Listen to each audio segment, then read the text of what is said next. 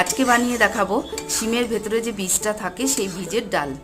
250 গ্রাম বীজ নিয়ে নিয়েছি, সেটাকে সেদ্ধ করে নিয়েছি। এই শিমের বীজটা বেশি সেদ্ধ করতে হয় না, খুব নরম হয়, তাড়াতাড়ি সেদ্ধ হয়ে যায়। সেদ্ধ হয়ে গেলে শিমের বাকলের থেকে বীজটা বার করে নেব।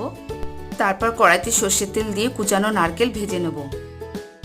ভাজা হয়ে গেলে ওই কড়াইতে দিয়ে দেবো শুকনো লঙ্কা, তেজপাতা, 5 ফোড়ন, গরম মশলা। ফোড়নের যখন সুন্দর গন্ধ বেরোবে তখন ওখানে দিয়ে দেবো গাজর আর মটরশুঁটি। তারপর হলুদের গুঁড়ো, জিরের গুঁড়ো, লবণ আর স্বাদ মতন চিনি দিয়ে একটু ভালো করে কষিয়ে নেব। তারপর সেদ্ধ শিমের ডালটা দিয়ে দেবো আর হাফ বাটির মতন মুগ ডাল সেদ্ধ দিয়ে দেবো। দিয়ে একটু নেড়ে চেড়ে শিম সেদ্ধ জলটা দিয়ে দেবো আর দিয়ে দেবো চেরা কাঁচা লঙ্কা, ভাজা নারকেল। তারপরে লাস্টে নামানোর আগে ঘি দিয়ে দেবো। এটা সম্পূর্ণ নিরামিষ, রুটি, পরোটা, লুচির সঙ্গে খেতে কিন্তু খুব ভালো লাগবে। তাহলে ভিডিওটা এখানেই শেষ করছি। ভালো লাগলে একটা লাইক করে দিও প্লিজ। টাটা।